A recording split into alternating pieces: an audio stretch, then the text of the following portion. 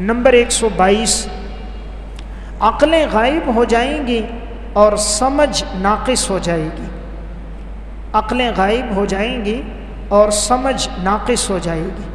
रसूलुल्लाह सल्लल्लाहु अलैहि वसल्लम ने इरशाद फरमाया, मिन अशरातिस्साआ, क़यामत की निशानियों में से अन तग़रुबल उक़ूल, अक़लें गायब हो जाएंगी, व तनक़ुसल अहलाम, और समझ नाक़िस हो जाएगी। इमाम नुईम बिन हम्माद ने अल-फ़ितन में इस रिवायत को नक़ल किया है।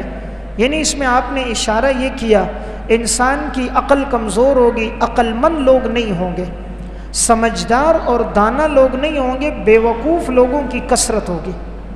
आज हम देखते हैं ये बात भी नज़र आ रही है, बेवकूफ़ लोग ज़्यादा हैं। बात को समझने वाले, मामलात को सुधारने वाले, झगड़ों को हल कर देने वाले, सुलह करने वाले लोग कम हैं, फितना फसाद झगड़ा फैलाने वाले लोग ज़्यादा। बात की तह तक जाने वाले लोग कम हैं, सतही बात को सुनकर फैसला कर देने वाले लोग ज़्यादा। अक़लमंद लोग कम हैं, बेवकूफ़ लोग ज़्यादा हैं। इल्म में पुख्ता लोग कम हैं, सतही इल्म वाले लोग ज़्यादा। यानी क़ुर्ब क़यामत में अक़ल नाक़िस होगी, लोग गलत को ठीक, ठीक को गलत कह रहे होंगे, फ़हम व फ़िरासत उनके पास नहीं होगी। बस जिसके पास दौलत होगी कहेंगे ये समझदार है, जिसके पास पैसा होगा वो समझदार है। जो समझदार होगा लोग उसे दाना नहीं समझेंगे, यानी गंगा उल्टी चलेगी।